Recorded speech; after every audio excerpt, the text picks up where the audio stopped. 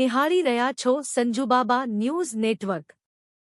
આજે વીર બાળ દિવસ નિમિત્તે ગુરુ ગોવિંદસિંહજીના પુત્ર સાહિબજાદા જોરાવરસિંહજી અને ફતેહસિંહજીના સાહસ શૌર્ય અને તેમણે જે શહાદત વહોરી હતી તેમની શહીદીને યાદ કરવા જૂનાગઢ શહેરમાં ગિરનાર દરવાજા ખાતે આવેલ ગુરુદ્વારા ખાતે જૂનાગઢ શહેર ભારતીય જનતા પાર્ટીના આગેવાનો તથા કાર્યકરોએ ગુરુજીના સત્સંગનું શ્રવણ કરી બાળ શહીદોને યાદ કરી પુષ્પાંજલિ અર્પણ કરી હતી।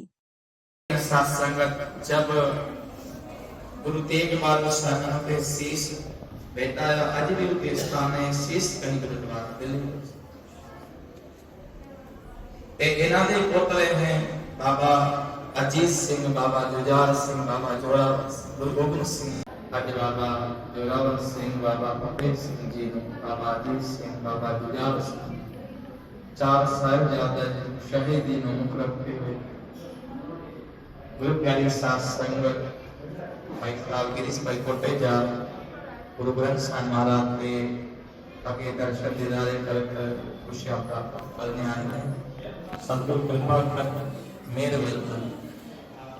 डो ओम प्रकाश आईएएस मान कमिश्नर श्री महानगरपालिका जूनागढ़नी सूचनाथी शहेरमां सरकारश्रीनी सूचना मुजब प्रतिबंधित 120 माइक्रोन थी नीचेनु प्रतिबंधित प्लास्टिक संग्रह वेचाण करता नीचे मुजबना वेपारीओने त्यां महानगरपालिकाना अधिकारीओनी विविध टीम बनावी आकस्मिक तपासणी करता प्रतिबंधित प्लास्टिक उत्पादन करता 4 कारखाना अने 6 दुकानों मळी आवता स्थळो सील करवामां आवेल छे।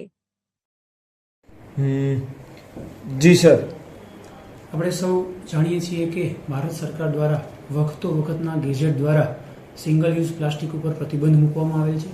આ ઉપરાંત તારીખ 12/8/21ના ભારત સરકારના ગેજેટથી 120 માઇક્રોનથી ઓછી પ્લાસ્ટિક ધરાવતી કેરી બેગ ઉપર પણ તારીખ 30/12/2022ની અસરથી પ્રતિબંધ મૂકવામાં આવેલ છે।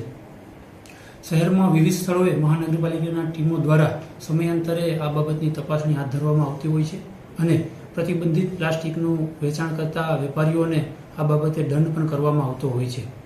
આમ છતાં અત્રેના ધ્યાન પર આવેલું છે કે અમુક ઇસમોને વારંવાર દંડની કાર્યવાહી કરવા છતાં ઘણી જગ્યાએ આ પ્રકારના પ્લાસ્ટિકનું વેચાણ તથા ઉત્પાદન ચાલુ હોવાનું ધ્યાને આવેલ છે।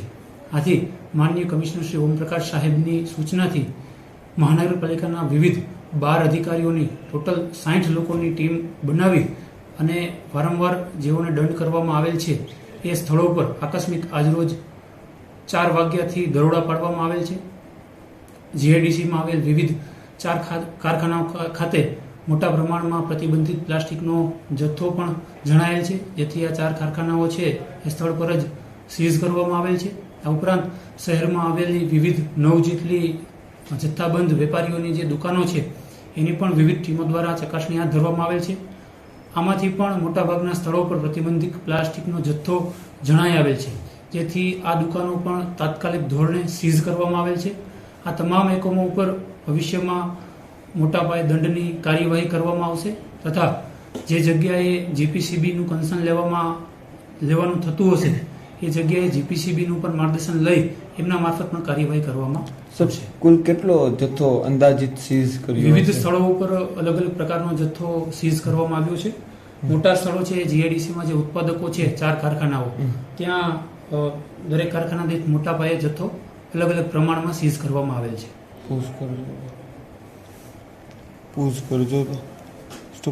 पोलीस वेलफेर नवतर प्रयोग पोलीस ने शारीरिक अने मानसिक तनाव मुक्त करवा माटे सासन मुकामे तारीख 14-15-16 डिसेम्बरना रोज रिटोक्स कार्यक्रमनुं आयोजन करवामां आव्युं हतुं।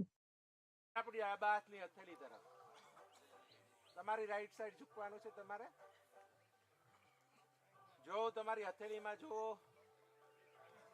સ્ટ્રેચ માં જ રહેવાનું છે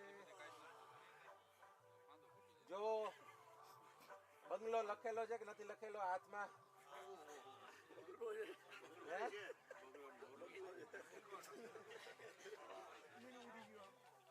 ટ્રાન્સફર લખેલી છે કે નથી સામાન્ય રીતે પોલીસ દૈનિક પોતાના રૂટીનમાંથી સમય કાઢી શકતી હોતી નથી પોતાના શારીરિક અને માનસિક સ્વાસ્થ્ય માટે.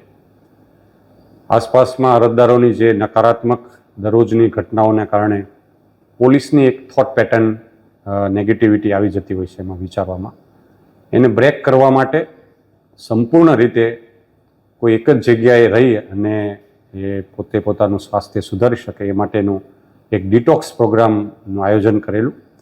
20 અધિકારી અને 80 જેટલા પોલીસ, કુલ 100 લોકો માટે આર્ટ ઓફ લિવિંગની મદદથી રેસિડેન્શિયલ ત્યાં સાસણમાં રહી અને તમામ પોલીસ એક પ્રવૃત્તિ દ્વારા, ટીમ ગેમ દ્વારા અને સાથે રહી અને મેડિટેશન, ધ્યાન વગેરે દ્વારા પોલીસ છે એ પોતાના દૈનિક સ્વાસ્થ્યમાંથી ડિટોક્સ થઈ શકે, શારીરિક માનસિક તણાવમાંથી મુક્ત થઈ શકે, આ માટેનો આ એક પ્રયોગ અહીંયા જૂનાગઢ પોલીસ દ્વારા કરવામાં આવેલો.